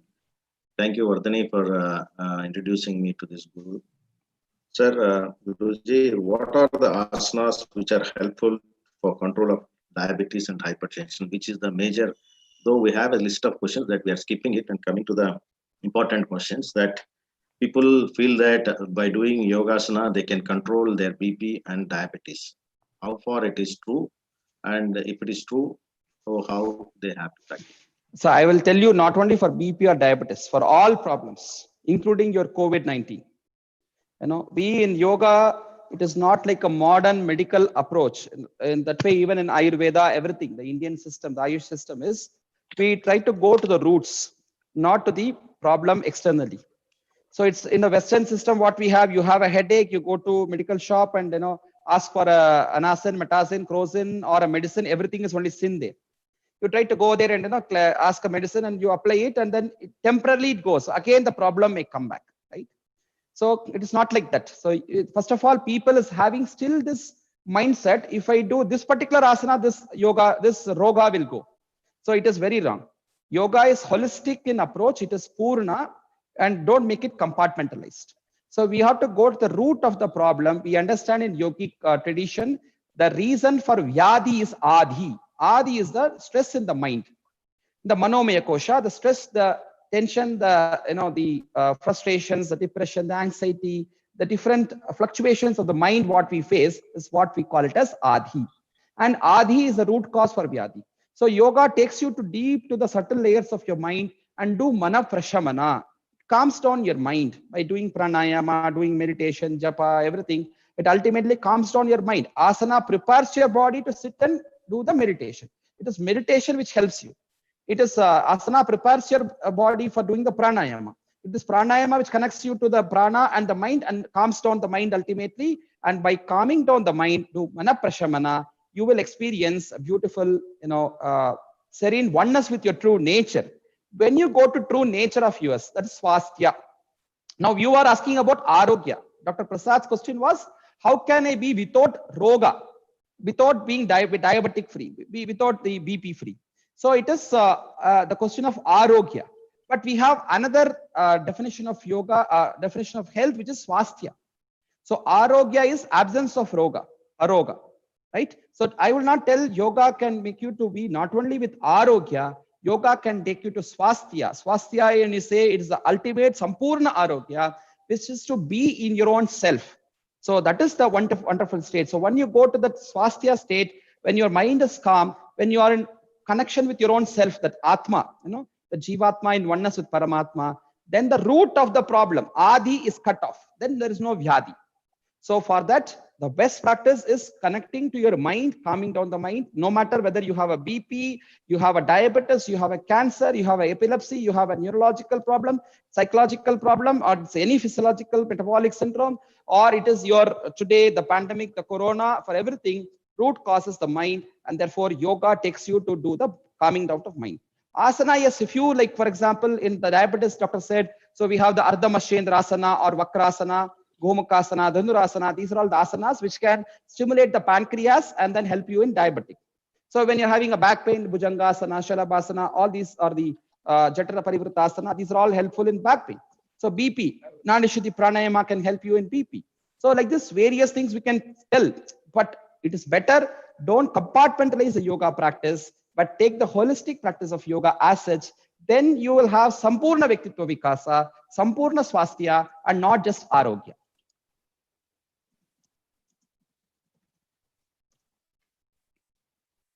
Thank you.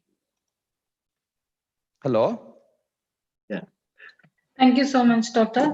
Doctor, can we now have our next question from Dr. Soumya Kumar, who's joining us from Malaysia? Wow. Yes, please. Soumya Kumar, are you online? Dr. Soumya Kumar? Hello, can you hear me? Yeah. Am I audible? Yeah. Hello. Yes. Soumya Kumar is an Ayurvedic doctor, studied along with me and settled at Malaysia. And he runs an Ayurvedic center. He is a good yoga practitioner in our batch.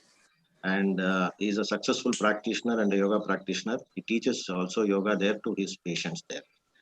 Welcome, Soumya Kumar. Namaste, Guruji. Namaste. Nice to see you. I'm seeing, I think, Sri Narayana Guru's padam behind you. I'm not able to see his face. Yes, Guruji. Yeah, he's there. Seeing his padam, I thought it's Narayana Guru. Yes. First of all, I thank you for your wonderful insight on yoga today, especially in this Guru Purnima day. And it has made this day very meaningful for all of us. Thank you very much for that. Okay, for my question is here. Present day, we can see yoga as an exercise for many people, and they do as just an exercise. So I'm asking why one should not feel yoga practice as a time-consuming exercise? So that's what my question here. Pardon, again. Why? Why one should not feel practicing yoga as a time-consuming exercise? Yeah, see, I think from the beginning, that's what I have been always telling. Yoga is not only restricted to 1 hour of practice. Yoga is a tattva, a jivana tattva, a jivana shaili that we have to practice all throughout our day. Right from the way we get up, right from the way to go to sleep, the food we eat, the breathing that we do, the thought, the vichara, the ahara, vichara, vyavahara, everything, vihara, even the pastimes, everything put together is what is yoga. So yoga is something that we cannot restrict only to a particular time, but yoga abhyasa, yoga as such is something which is all life is yoga. But yoga abhyasa, the particular practical things of asana or pranayama, yes, we should have a proper timing, and then when you do, you can have the proper benefits which are reaped by you. But overall, the concept of yoga is something which is beyond time. It's kalatita. Thank you, Guruji. Thank you, Guruji. Thank you, Soumya Kumar, for joining today along with us. We have another personality with us. Is our friend Jayalakshmi Venkatnarayan joining from Bangalore. She's a business partner of Immersion Veritiv since 23 years. They do UPS and complete power solutions pan-India. She does training, workshops, and consultation also. At Universe Art Foundation, they help Indian artists in all challenges. Finally, whenever you think about power, think about Jayalakshmi, always at your service. It is her slogan. Jayalakshmi ma'am, please ask your question. Yeah, Namaste Guruji. Namaste ma. Very, very nice this one. And I just want to add you, I have seen you in Shankara TV. I'm a brand ambassador of Shankara TV and I'm a big supporter for them also. Oh, and, wonderful. Very nice to see you. Yeah, very nice to see you and here on this Guru Purnima day. And my question is basically, it's a common thing. Most of my artists and everybody ask me like, what somehow it is out of shape, like, whether the yoga is strenuous. So that is my first question to you. What someone is out of shape? Yeah. Whether it will help the people to maintain the shape.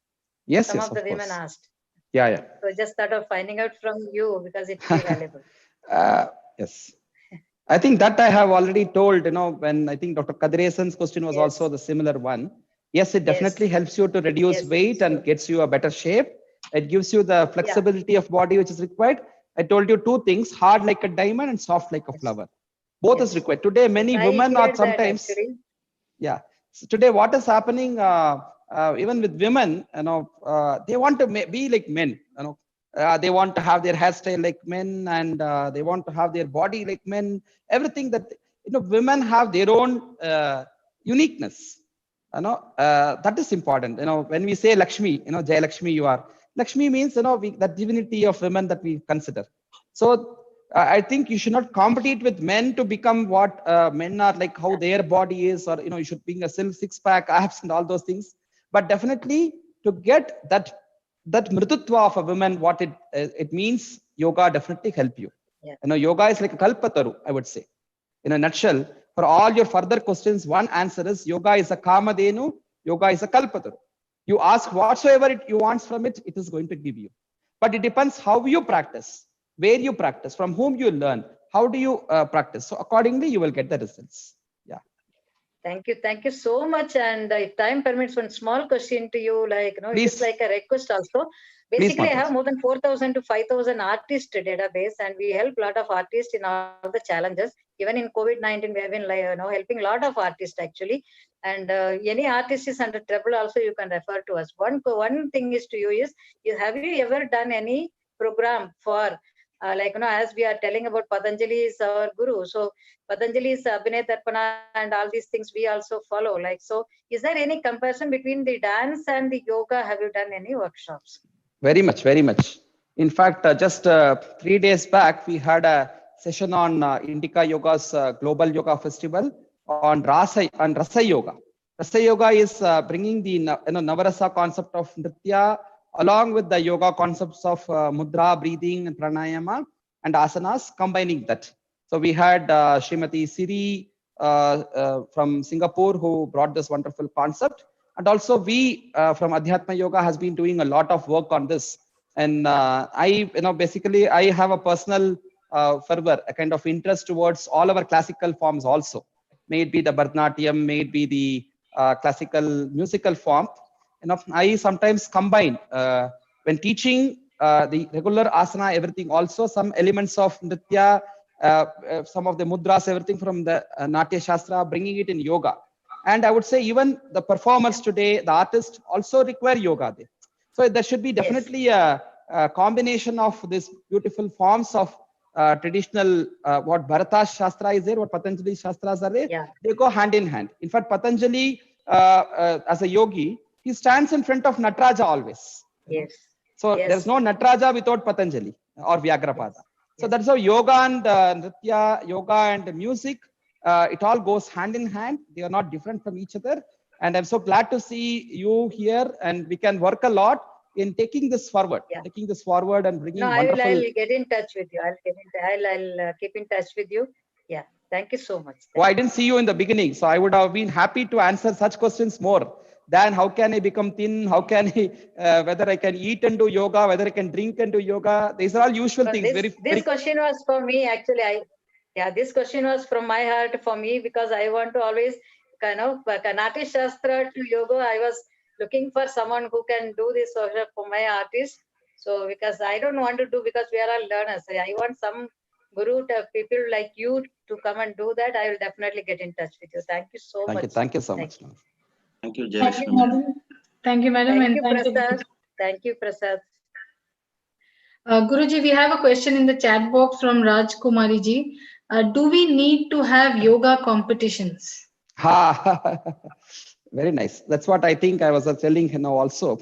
So we need to have yoga asana competition. Yes, to encourage younger people to come, children to do. So it's good. But yoga competition, I would say no, because in yoga there is no competition. Yoga will only take complementary everything together and take us ahead. So yoga asana, particularly how to do asanas.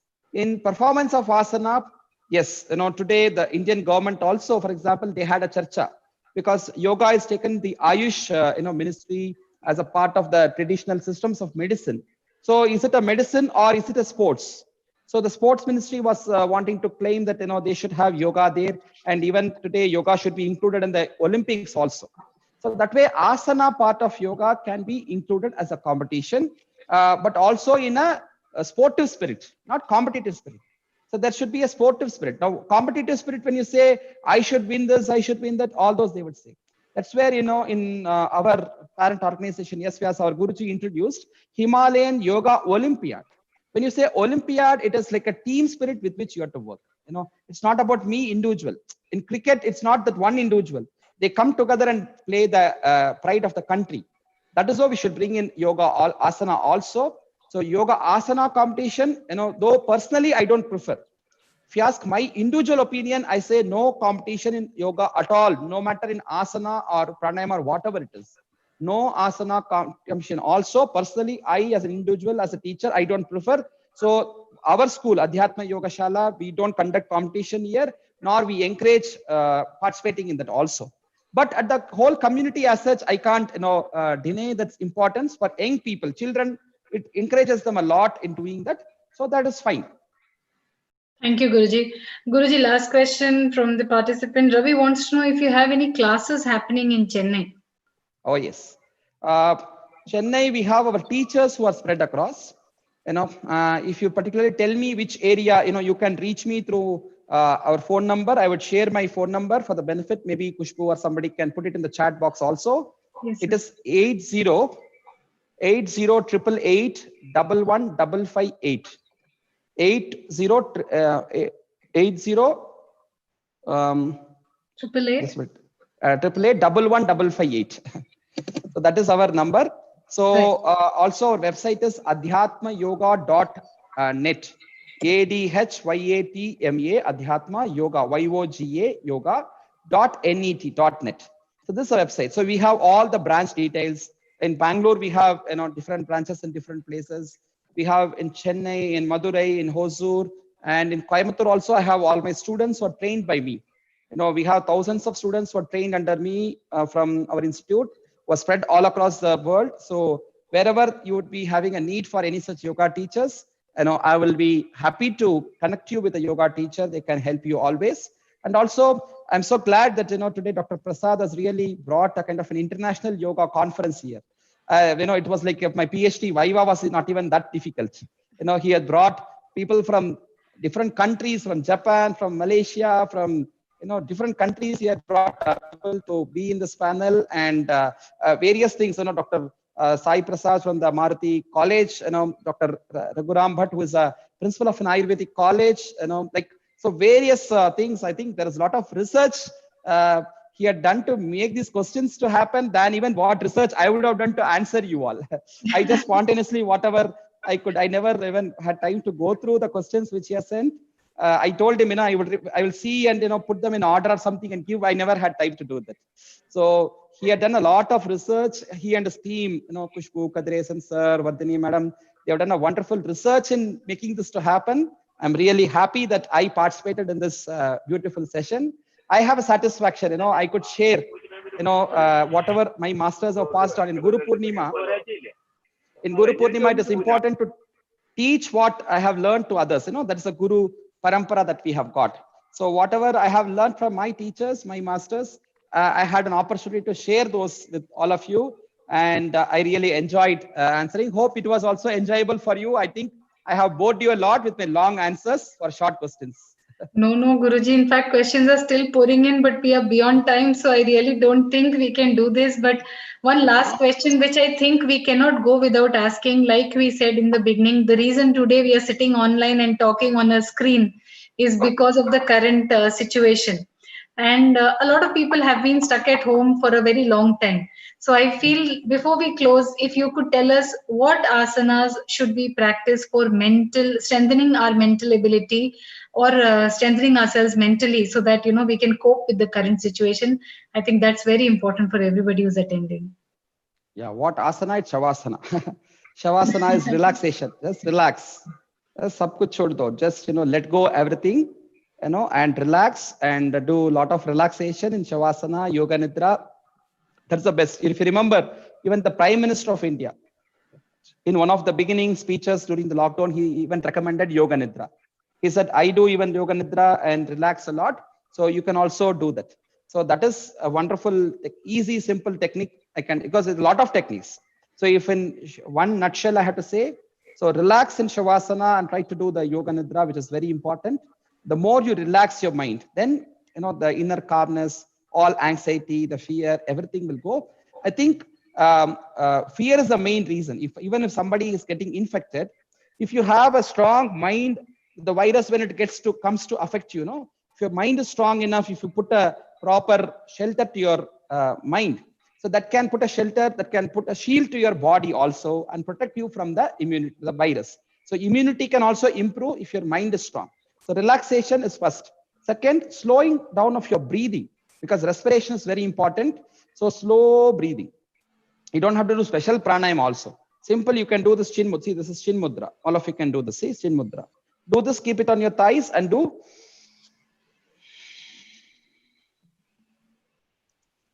Slow breathing. Slow down the breath as slow as possible and do the simple breathing practice. And of course, we can do Nadi Shuddhi Pranayama, which is just alternate. I showed you the right and left nostril, which I showed you. So along with that, you can do the alternate nostril. Exhale from left, inhale left, exhale right, inhale right, exhale left in a slow way. So Nadi Shuddhi Pranayama has a wonderful, I say Nadi Shuddhi Pranayama is a VIP, which means very impactful pranayama. It is a ATP, it is anytime pranayama. You don't have time restrictions to do this Nadi Shuddhi. Anytime you can do this Nadi Shuddhi Pranayama also. That way it can help you a lot. And that can give you the calmness of mind, relaxation of mind, stress-free mind. And it can improve the immunity. It can give you the respiration better. And overall, we will all be Corona warriors fighting against Corona and throwing it out of India, sending back to wherever it came from. Thank you, Guruji. Thank you so much for simplifying yoga and its benefits for all of us. I'm sure all of us have a lot of clarity and lesser excuses to start practicing now. I thank everyone for joining us today and making it so interactive. For closing, I hand over to Dr. Prasad. Thank you so much. I would, if you give me a minute's time, I will, we can just give a small meditation to conclude. Yes. Before Prasadji validates, we can just have a small meditation. I can request all of you to sit comfortably. Yes. Eyes closed.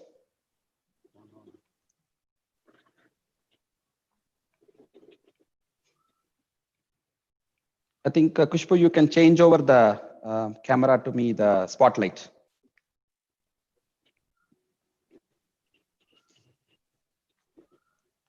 So just sit relaxed with your eyes closed. Both the palms resting on your thighs.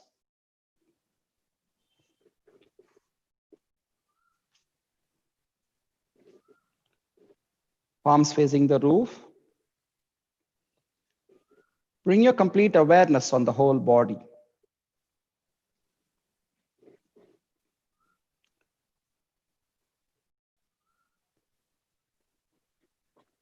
Just become aware of your normal, natural thoughts. Do not welcome any new thoughts, but just observe the natural flow of thoughts.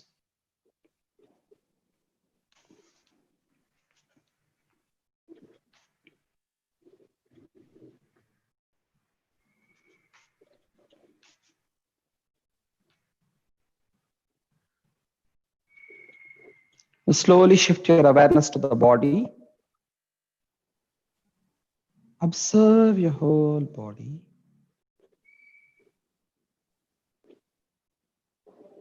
From the tip of your toe to the top of your head.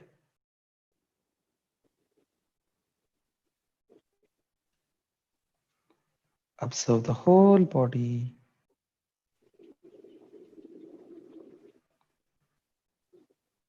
Just watch the normal, natural changes happening in the body.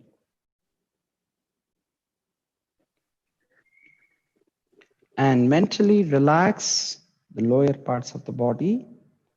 From your tip of the toe to your lower back. Relax your lower back, lower part of the body. Relax.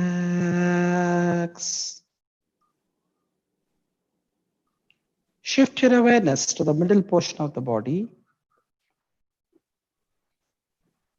Observe each and every part and relax mentally. Relax. Observe and relax the uppermost part of the body, the neck region, facial muscles, forehead, head region. And you can relax. Relax. Vishranti.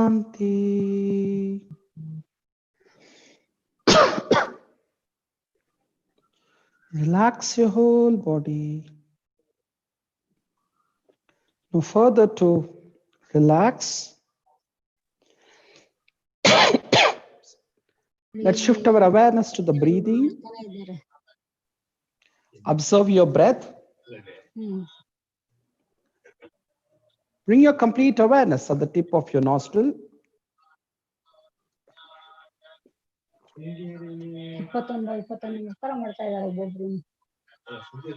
And relax your breathing slowly. Inhale slowly and exhale slowly.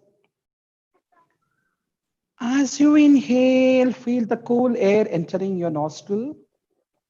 As you exhale, feel the warm air coming out. As you breathe in, feel that confidence, courage, immunity, strength, wellness, positivity all enters your system. As you exhale, feel that all the negativities, inferiority, illness, fear, stress, tension, all are coming out of your system. Inhale slowly and exhale.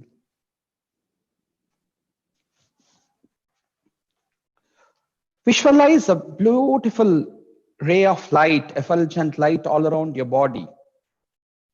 That's protecting your body, giving shield, giving immunity, giving resistance, giving protection from all virus and strange particles that would come and affect your body.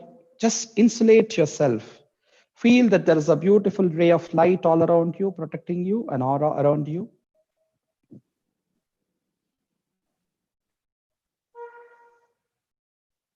And feel that now your body is relaxed, breath is slow, and mind is calm, and you are full of energy. Let's chant one Omkara. Ahuma. Take a deep breath, inhale.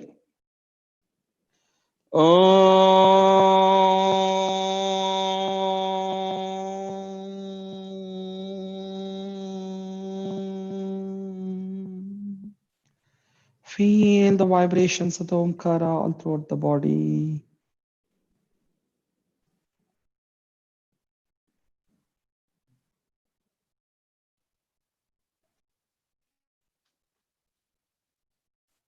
Now think of your guru, your spiritual master. Anybody, it could be Sai, Baba, Raghavendra Swami, Swami Vivekananda, Sri Ramakrishna, or it could be any gods that you prefer, Hanuman or Jesus, the Buddha, Guru Nanak, Mahavir, or the Adi, Yogi Shiva or Krishna. Think of your guru or any guru whom you revere as your master, from whom you have learnt yoga, spirituality, or Ayurveda, anything that it could be that you have learnt. Think of that guru in the mind.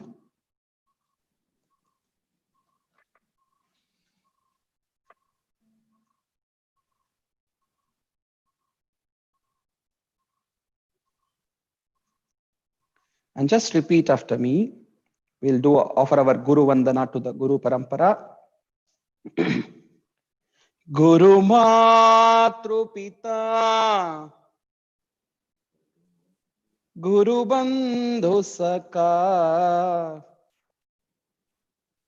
Guru Matru Pita, Guru Bandhu Saka, Tere Charanon mein Swami, Mere koti pranam. Tere charanon mein Swami, mere koti pranam. Tumi shakti ho, tumi bhakti ho. Tumi shakti ho, tumi bhakti ho. तुम ही मुक्ति हो मेरे सांब शिवाम. तुम ही मुक्ति हो मेरे सांब शिवाम. गुरु मातृ पिता गुरु बंधु सखा, तेरे चरणों में स्वामी मेरे कोटि प्रणाम. प्राणनाथ तुम ही, हृदयनाथ तुम ही. प्राणनाथ तुम ही, हृदयनाथ तुम ही. तेरे चरणों में स्वामी मेरे कोटि प्रणाम. तेरे चरणों में स्वामी मेरे कोटि प्रणाम. तेरे चरणों में स्वामी मेरे कोटि प्रणाम.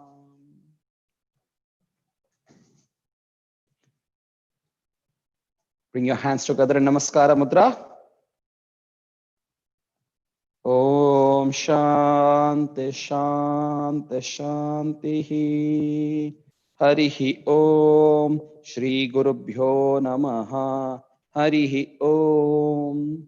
Put your heads down. Come up. Rub your palm. Feel the warmness in your palm. Bring your palms to your eyes. Open your palm and look into your palm. And one more thing I would like to add with this. And Kushbu had asked me, what is one practice that you recommend for this COVID-19? I told you, of course, pranayama, breathing, and all those things I told. So I think, the corona COVID-19 virus which has come is like asura, like a Rakshasa which has come. So when Rakshasa Hiranyakashipu came, Lord Vishnu took Narasimha Avatara. So we should all take a Narasimha Avatara now. We'll do a Simha Mudra, right? Bring your hands here like this to the chest level, everybody. Yes. And when I say ready, 1, 2, 3, you're following me. And all of us are doing this Simha Mudra. Come on, ready, 1, 2, 3. Yes. Your eyes should come out, tongue should come out. It improves your breathing, lung capacity increases, and immunity also improves and brings down your stress. It brings a very good sense of happiness also. So the Simha Mudra is a wonderful technique. So we'll do it again. Come on, everybody. Ready? 1, 2, 3. Excellent. Very nice. Thank you. Thanks to over to Dr. Prasad. Yeah. Thank you very much, Guruji, and thank you all who have joined from different parts of the country and from abroad with our invitation. It would have been a much bigger program if we could have advertised much before. But being Guru Purnima today, everybody has their personal engagements and pujas.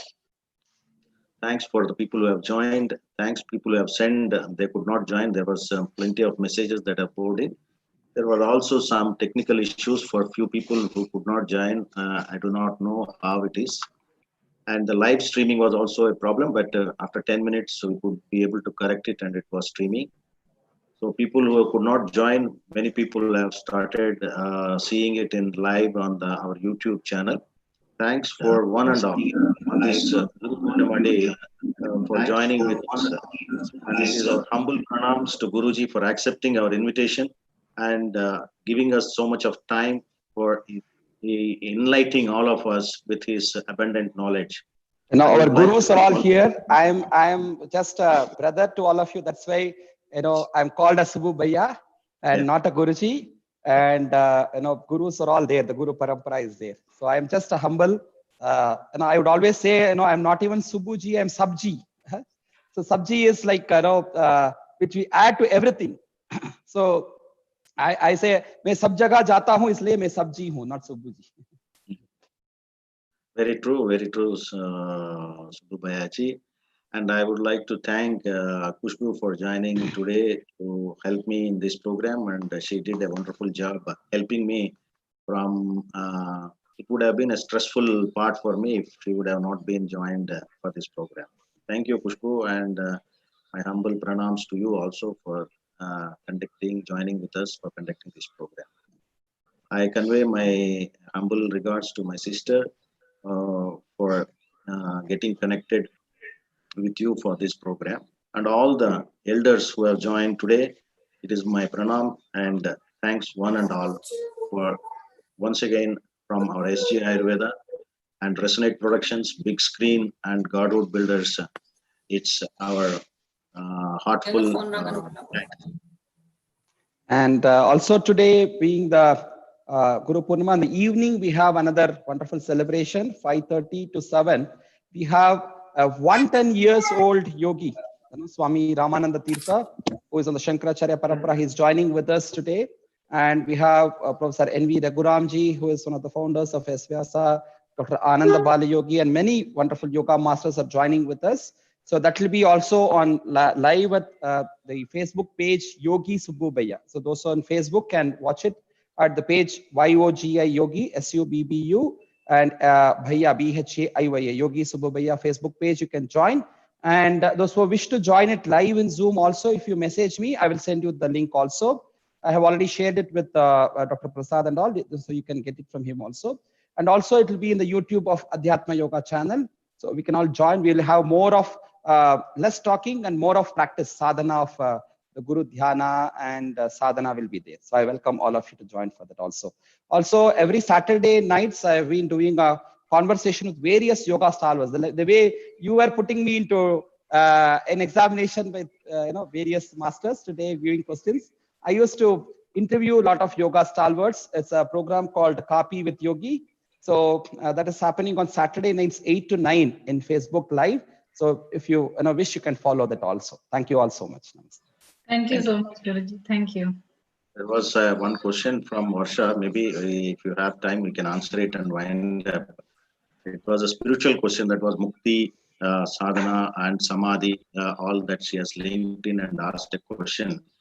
I hope she is there in the show or she left it. I'm here. I'm here, sir. Oh, very nice. Varsha is there. Okay. Yeah. So it's very high-end philosophical question where we can even Guruji can take 1 hour talking on that. But I hope Guruji will summarize in yoga and yoga sadhana for mukti or for samadhi, something like that. She has asked a question. What is it? Varsha, can you ask please yourself?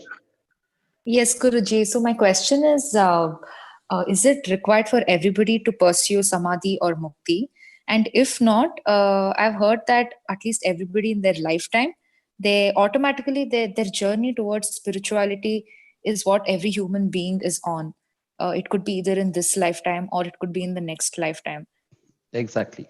So see, a child which is lost from its mother would definitely want to go and join their back. So that is how this Jivatma, which is in us, the individual soul, has come out of Paramatma. So the aim of yoga is ultimately that. So no matter whether you wish or not, right? No matter you wish or not, you will have to do it. In Tamil, Sri Nammalvar who says, in Alvar, he says, Vaikuntam Pukuvadum Mannavar Vidiye. It is your birthright that you will attain this moksha mukti. But when? If you take yoga sadhana practice right now, you will attain it immediately in this birth. What we have got is Aneka Janma Samsiddhaha Tado Yanti Parangati. It is from various Janmas. Today, you have got the right opportunity to come into this Sai Gram's wonderful e-satsanga that we are able to talk about it. So if you wish, yes, right in this birth, it can attain that. But if not, now what about common people? The world is having so much of population. Not everybody take to spirituality. Not everybody take to yoga, right? Only chosen few. So what happened? Today also see, Dr. Prasad would have called many people, but the Bible says many are called, few are chosen. So few are chosen as Jignasu, as Jnanis for attaining that moksha. If not, what happens to other in the next Janma? Bhagavan gives us Punarapi Jananam, Punarapi Maranam, Punarapi Janani, Jatare Shayanam. Again and again, he gives us opportunity to be born. Why? Not to enjoy this world, to understand the limitation of the worldly life and then to attain moksha and go back to the original source. From there we have come. So no matter whether you aspire or not, it is your destination. You have to reach it always. So moksha, mukti, samadhi is the ultimate goal of life. And it's nothing but to be free from bondages. It is not something whether you go some up there in the sky and be there in the heaven or nothing like that. It is like you attain freedom from all bondages, from all miseries. If it can happen now, nothing can bother you. You become a Sthita Prajna, you become a nirvana state. So it can happen here and now. So moksha is not something afterwards, after your death or something. It is here and now. And if you take up the practice of yoga in the right spirit and practice, you can achieve it here and now. Yes. Thank you so much, Guruji. I have one more question, Guruji. It's Vijay Kumar calling from, asking from Visakhapatnam. Wow. Can you unmute and ask the question, Vijay Kumar? Guruji, can we do both together, left and right nose close? What happened? Will breathe? Can we take breathe from left and right both? Yes, 27 times each. What happened for the stomach reduce or whatever weight loss? That's what. So if you have a particular reason, if you have to reduce weight, only that is the main thing. So you take up only the right nostril breathing. And if you want to gain weight, then do the left nostril. If you want to reduce your anxiety and the angry and all, then only left nostril. If you want to make your mind more active and rajas, then make the right nostril. Like this, specific benefits are there. But for better overall holistic health, that's what I told you in the end. The Nadi Shuddhi Pranayama, which is Anulom Vilom Pranayama, which is alternate nostril. So you exhale from left, inhale left, exhale right, inhale right, exhale left. This is one cycle. So like this repeatedly, you can do as many as possible. This is a harmless pranayama, anytime pranayama, and VIP pranayama, very impactful pranayama. So this can benefit a lot, which is a Nadi Shuddhi pranayama. Just left, okay, left exhale, left inhale, close your left nostril, right exhale, right inhale. So this is both sides. You are alternating the both sides rhythm. So this will be the best for everybody. You have a headache, immediately do it, it will go away. You have a tension, you are worried, you have a fast heartbeat, do it. But do it slowly, don't make it faster. Some people, they make it faster. Kapalabhati is something which you can do faster. That's a separate kriya. That I cannot teach you like this in a common session. You can learn, one-to-one. If you are interested, we will be able to guide you. But yes, your question is right. So there is one thing, right alone I told you, left alone I told you. For better overall benefits, the alternate right and left nostril breathing, which is the Nadi Shuddhi Pranayama, is the best. Thank you. Khushbu, can we wind up?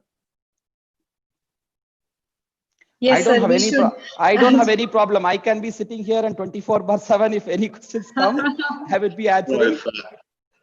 Is there anything that it is my duty? In fact, being in this path, when sincere seekers want to know, it's our duty to clarify that. So I will be only happy to do it. So probably on next Shivratri, you can choose a session. Whole night you will have a Shivratri session. Yeah. We have one person messaged you to get your number from Dubai. He has joined. Mr. Sunish has joined, and he has asked your number. I have shared your number to him. Thank you. We have one more question from Chandrika. She's still on the call, so I will ask her question. How can one gauge whether the yoga class which they have joined is right or wrong, and what things one can observe while practicing yoga? Their experience, their experience can only tell. That's why I told whether first you should be knowing the teacher is well qualified or not. He should be a Shrotriya. So his proper learning from where he has learned. We say, tell your guru, I tell about you. So where have you learned from? That is more important. And then second is how well he is a practitioner. As rightly, Maruti Prasad, Sai Prasad sir from Maruti School of Education, he asked, right? So somebody does a short-term course and then you big proclaims and then they do it. Yes. So it is, you have to only understand their education, their background, the Guru Parampara they belong to. Second is you should go and experiment how well they do. That's it. And nowadays you have a lot of reviews. You should go and check in the Google what reviews they have. But people today get paid reviews also. Yes. Thank you so much, Guruji. I think we'll wind up as of now. Thank you so very much. And maybe we should plan another follow-up session, Dr. Prasad, because there seemed to be a lot of interest in this. Thank you so much, Vibhaya, for joining us and giving us so much of insights. I really think after this, all the people who attended today's session will start practicing at least the breathing and all of the small tips that you gave us to better our immunity, if nothing else. Thank you so very much for joining us. And thank you, Dr. Prasad, for organizing this for us. Thank you very much. It was a pleasure being here. I thank everybody who joined in from all parts of the world, irrespective of whatever engagements you had. Thank you, Dr. Vardhini Mohan, also everybody. Thank you so very much. It was an absolute pleasure hosting this, and I'm obliged for the opportunity. Thank you. Thank you. I have a small appeal to all the participants. During Guru Purnima, we often offer a Guru Dakshina. Now because of the COVID-19 situation, a lot of people are affected, and in yoga community as such also, because the yoga classes have stopped, many classes have stopped. So many yoga teachers are having their difficult times in managing the situation. So I have been through my Yoga Mitra and other initiatives trying to help a lot of yoga teachers to come out of this by giving some possible comfort to them, also financially doing that. So as a Guru Purnima, as a Guru Dakshina, if anybody would want to offer whatever it is, it could be small, big, that doesn't matter. The attitude of gratitude with which we want to give. So as your Guru Dakshina, if you want to offer this, it's not to me. God has taken care of me very well. It is for the community of yoga teachers. I'm trying to help through the initiatives of the organization that I have. So if you wish, you can contact the number which has been shared to you all. The same number, you can also, we have all the paying options of Bharat Pay, Google Pay, UPI and Paytm, all in the same number. So you can share with your name. I will share you the receipt also. With due acknowledgement, it will be shared to the concerned person who needs the help. Thank you so much. Thank you so much. sir. Thank you so much.